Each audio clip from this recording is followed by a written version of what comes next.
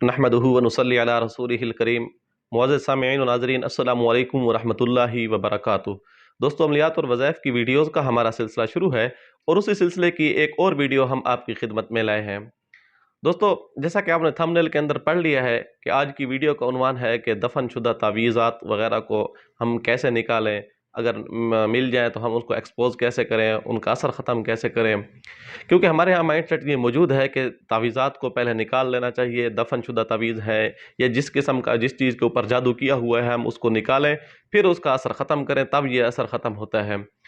तो अगर मिल जाए तो ये तो बहुत अच्छी बात है, उनका असर ख़त्म कर लेना भी चाहिए और उनके मिलने का तरीक़ाकार इसके ऊपर मैं एक पहले भी वीडियो बना चुका हूँ और इसके ऊपर मुस्तकिल भी इंशाअल्लाह एक मुस्तकबिल में एक वीडियो बनाऊँगा। तो तावीज़ात निकालना और उनका असर ख़त्म करना, ये अगर मिल जाए और इसका ख़त्म करना हो तो उसके लिए क्या किया जाए, इसके लिए मैं आपको वीडियो के एंड पे बताऊँगा। तो तवीज़ात निकालने के लिए वैसे अक्सर तौर पे ये किया जाता है कि सूरत तकवीर कुरान मजीद की एक सूरत है, आखिरी सिपारे के अंदर मौजूद है, उसको घर के अंदर जो है पानी के ऊपर पढ़ के पानी के घर के अंदर मुख्तलिफ छींटे लगाए जाए तो उससे तावीज़ात वगैरह अगर घर के अंदर हों या कहीं इर्द गिर्द हों तो वो तावीज़ात जो है मिल जाते हैं और उनका फिर असर बंदा आसानी से ख़त्म कर सकता है। वैसे भी आप सल्लल्लाहु अलैहि वसल्लम के ऊपर जब जादू किया गया तो आप सल्लल्लाहु अलैहि वसल्लम को बतलाया गया था, फरिश्तों के ज़रिए ये बताया गया था कि आपके ऊपर जादू किया गया है, फ़लाँ कुएँ के अंदर है, फ़लाँ आदमी ने किया है। तो उसकी गिरहें थीं और कुरान मजीद की आखिरी जो 2 सूरतें हैं, उसके ज़रिए पढ़ते जाओ, एक-एक गिरह निकालते जाओ, ख़त्म करते जाओ, तो उससे ये होगा कि जादू ख़त्म हो जाएगा और आप सल्लल्लाहु अलैहि वसल्लम के ऊपर जो जादू था, वो ख़त्म हो गया था। तो इससे ये भी मिलता है कि अगर जादू मिल जाए तो उसको एक्सपोज़ कैसे किया जाता है, उसका असर ख़त्म कैसे किया जाता है और उसका असर ख़त्म करना अज़हद ज़रूरी भी होता है। उसके लिए तरीक़ाकार ये है, एक तो मैंने पहले आपको बता दिया है कि सूरत तकवीर को पढ़कर पानी के ऊपर उसके घर में छींटे लगाए जाएँ। दूसरा ये है कि बाज़ दफ़ा जिस मरीज़ के ऊपर तवीज़ जादू के असरात होते हैं और तवीज़ जादू के ज़रिए उनके ऊपर कोई शयातीन, जिन्नात वग़ैरह मुसल्लत कर दिए जाते हैं। जिन्नात शयातीन उनको तंग करते हैं तो उन बाज़ दफ़ा जिन्नात के ऊपर बंदे के ऊपर हाज़िरी हो जाती है, बंदा उससे पूछ सकता है कि आपके ऊपर मसला क्या है? आपको किसने भेजा हुआ है? आप उस बआसानी उससे पता कर सकते हैं, फिर वो जिन्नात जो हाज़िर होंगे वो आपको बताएँगे कि हम जो है जादू की वजह से आए हैं या वैसे आए हुए हैं। अगर आए हूँ जादू की वजह से फिर उनसे पूछ लेना चाहिए कि जादू कहाँ पड़ा है। यहाँ एक नुक्ते की बात है, याद रख लेनी चाहिए कि ये जो बताते हैं कि फ़लाँ बंदे ने भेजा है मुझे, फ़लाँ आपका कज़न है, आपका चचा है, आपकी फुप्पो है, आपकी खाला है, आपकी ममानी है या आपका मामू है या आपकी भाभी है, इनकी ऐसी बातों के ऊपर हरगिज़ यकीन नहीं करना चाहिए। 80% क्या, ये 90% से भी ज़्यादा बल्कि 100% ये झूठ बोलते हैं, क्योंकि इनकी ड्यूटी ही ऐसी होती है कि इनको नुकसान पहुँचाया जाए और इनके साथ-साथ नुकसान पहुँचाने के साथ-साथ इनके घर के अंदर एक झगड़ा क्रिएट किया जाए। इनके घर के अंदर एक अमन की जो सूरत है इसको ख़त्म किया जाए और जब वो अपने अमल के ज़रिए कारगर नहीं हो रहे होते तो बाज़ दफ़ा इस तरह की वारदात भी करते हैं। लिहाज़ा आप इनकी बातों को इस तरह सीरियस ना लें और बस इतना पूछ लें कि आपको किसी ने भेजा है या आप अपनी तरफ से आए हुए हैं। अगर कहे किसी ने भेजा है, उससे पूछ लें कि आप किस अमल के ताबे हैं, वो आपका अमल किस जगह पड़ा है। अगर वो बता दें कि मेरा अमल फ़लाँ कब्र के अंदर पड़ा है, फ़लाँ जगह के ऊपर पड़ा है, तो आप जाकर निशानदही कर लें और देख लें। यहाँ उस जिन को कुछ ना कहें, बस आप उस अमल के पीछे पैरवी करें। अगर आपको अमल मिल जाता है, अब आपने क्या करना है, उन अमल के ऊपर आप ऐसा करें कि जाकर उन चीज़ों को, जो चीज़ें मिल जाती हैं, वो मुख्तलिफ़ किस्म की चीज़ें हो सकती हैं। ज़रूरी नहीं है कि वो एक कागज़ के ऊपर लिखा हुआ कुछ तावीज़ हो और बाज़ दफ़ा वो गोश्त भी हो सकता है, बाज़ दफ़ा वो हड्डी भी हो सकती है या इसी तरह जो है लोहे की कोई कील वग़ैरह भी हो सकते हैं। बाज़ दफ़ा आपका पहना हुआ कपड़ा भी हो सकता है या इसी तरह हाथ-पाँव के नाख़न भी हो सकते हैं या जिस्म के मुख्तलिफ़ हिस्सों के बाल भी हो सकते हैं। क्योंकि ये जादू करने के मुख्तलिफ़ तरीके हैं, मुख्तलिफ़ इतनी अलामात हैं, इतने तरीके हैं कि आपको कोई आमिल इतना पूरा नहीं बता सकता, इसका इहाता नहीं कर सकता, क्योंकि इसका एक बहुत बड़ी कैटेगरी है। वो कोई आमिल ऐसे होते हैं कि वो तावीज़ात जो है बंदे के जिस्म के मसशुदा कपड़े के ऊपर करते हैं। बाज़ ऐसे होते हैं कि वो आपके नाखूनों को इकट्ठा करके नाखूनों के ऊपर भी अमल कर देते हैं। बाज़ बालों के ऊपर भी अमल करते हैं। बाल और नाखून को तो ये तो बहुत पुराना तरीक़ाकार था। ज़ाहिर है ज़माना एक जिद्दत की तरफ जा रहा है और ज़माना जदीद होता जा रहा है, तो इसके अंदर भी जिद्दत आ रही है, इसलिए इसके मुख्तलिफ़ अमाल और मुख्तलिफ़ तरीक़ाकार हो सकते हैं। تو روزمرہ زندگی میں بندے کو عاملین کو مختلف تجربات کی روشنی میں مختلف چیزیں ملتی ہیں، جیسا کہ ہنڈیوں کے عمل بھی آج کل آ رہے ہیں، ہانڈیوں کے ذریعے بھی عمل کیے جا رہے ہیں۔ تو لہٰذا آپ کو کچھ بھی آپ متوقع سوچ رکھ کر جائیں، وہاں آپ کو جو بھی چیز ملے، آپ نے کیا کرنا ہے اس کے اوپر آپ نے سورۃ فلق اور سورۃ ناس اس کو 72 بار 72 بار آپ نے پڑھ کے پھونک مارنی ہے،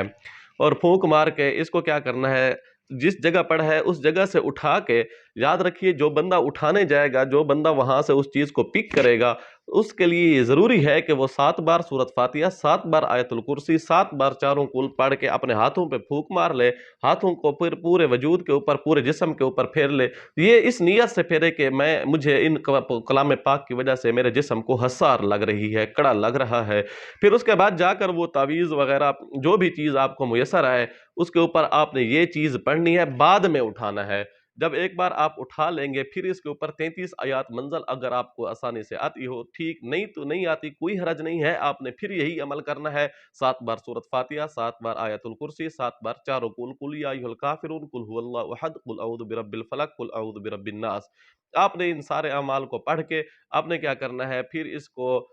جو چیزیں اکٹھی تھیں ان کو اب الگ الگ کرنا ہے۔ مثال کے طور پہ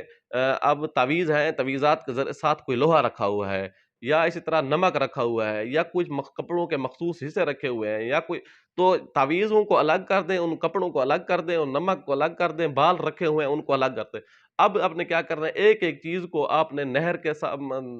اندر جو ہے ڈال دینا ہے۔ اگر آپ کے قریب کہیں نہر ہے، آپ کے قریب کوئی ندی جاتی ہے، نالا جاتا ہے، دریا جاتا ہے، تو آپ سب سے کوشش کریں پہلے کہ آپ اس دریا کے اندر اس کو دریا برد کر دیں، اور اس نیت سے کریں کہ یا اللہ اس عمل کو، میرے اوپر جو یہ چیز ملی ہے میں اس کو دریا کے اندر ڈال رہا ہوں، اس کے ساتھ ساتھ اس کے جتنے بھی اثرات ہیں یا الہ العالمین تو اس کو ختم کر دے۔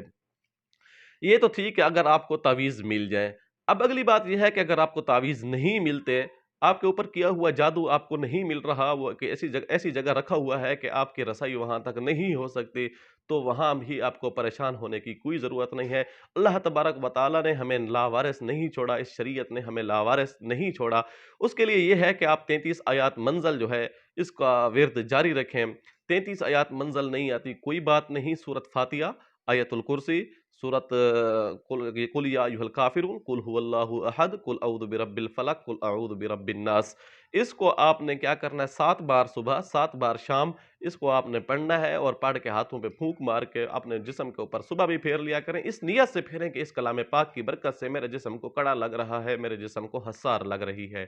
اور اسی طرح شام کو بھی اسی طرح آپ نے عمل کرنا ہے۔ ہاں اگر آپ کا کوئی بزنس ہے، کاروبار ہے، یا گھر کے اندر اسی طرح کے کوئی مسائل ہیں، تو آپ نے اس کے لیے الگ سے یہ تعداد اسی تعداد میں پڑھنا ہے، اور دماغ کے اندر اس جگہ کو رکھ لیں، کاروبار کی جگہ ہے تو کاروبار کی جگہ کو ذہن میں رکھ کر انگلی کے ساتھ اس طرح انگلی پھیریں، اور ذہن میں اس چیز کو رکھا ہوا ہو، اور انگلی پھیرتے ہوئے جائیں کہ میں اس گھر کو، اس کاروبار کو، یا اپنے بزنس کو کڑا لگا رہا ہوں، حصار لگا رہا ہوں۔ تو اس عمل کی برکت سے انشاءاللہ تبارک و تعالی آپ کا جادو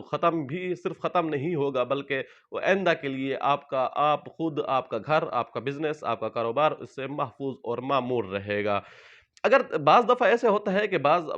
لوگ کہتے ہیں کہ ہم اعمال بھی کرتے ہیں لیکن کچھ فائدہ نہیں ہو رہا، ہم نے فلاں سے بھی تعویذ لی ہے، فلاں سے بھی عمل کرائے تو کوئی فائدہ نہیں ہو رہا، اس کے لیے کیا حل ہے؟ محترم ایسا ہے کہ آپ کو چاہیے کہ آپ اپنے اعمال پر غور کریں، کہیں نہ کہیں آپ سے کوئی نہ کوئی غلطی ہو رہی ہے، یا کوئی کبیرہ گناہ آپ سے کوئی نہ کوئی سرزد ہے، آپ کے ذمہ میں ہے، آپ اللہ تبارک و تعالیٰ سے توبہ کریں، اپنے گناہوں سے خود بھی محفوظ رکھیں، اور اپنے اعمال پر توجہ دیں، اپنے الفاظ کے اوپر توجہ دیں، کہیں نہ کہیں آپ سے کوئی نہ کوئی ایسی کھانے پینے کے اندر، حلال و حرام کے اندر کوئی نہ کوئی مسٹیک ضرور ہو رہی ہوگی۔ اگر کوئی بھی مسٹیک نہیں ہے، کوئی بندہ کہتا ہے میں صغیرہ کبیرہ گناہوں سے بھی بچتا ہوں، اور حد الوسع کوشش کرتا ہوں، میں اپنی زکوٰۃ بھی ٹائم پہ دیتا ہوں، اور اس طرح اپنا نظام جو ہے، نظام زندگی میں پورا شریعت کے مطابق کر رہا ہوں، پھر بھی میرے اوپر مسائل ایسے گھرے ہوئے ہیں، میں مسائل کے اندر گھرا ہوا ہوں، تو میرے لیے کیا حکم ہے؟ جناب من، بعض دفعہ ایسا بھی ہوتا ہے کہ اللہ تبارک و تعالیٰ کی طرف سے بندے کے اوپر آزمائش بھی ہوتی ہے، لہذا بندے کو چاہیے کہ بندہ آزمائش کے اندر صبر کا دامن थामे रखे और अल्लाह तबारक व तआला से रिश्ता मजबूत से मजबूत तर रखे। लेकिन इस ज़माने के अंदर जिस ज़माने में हम जी रहे हैं, इसके लिए ज़रूरी है कि हम अपने शयातीन वगैरह से अल्लाह तबारक व तआला की पनाह में आने के लिए हमें चाहिए कि मसनून अज़कार, मसनून दुआएँ जो हैं उनको सुबह शाम अपने वक़्त पर पढ़ें और अल्लाह तबारक व तआला से रिश्ते को मज़बूत रखें, नमाज़ की पाबंदी करें। और आप उम्मीद है आपको ये वीडियो अच्छी लगी होगी। आने वाली वीडियो के लिए ज़रूरी है कि आप हमारे चैनल को सब्सक्राइब कर दें और बेल आइकन के बटन को भी दबा दें ताकि आपको मुख्तलिफ मौक़ों के ऊपर वीडियोज़ मिलती रहें। अल्लाह हाफ़िज़।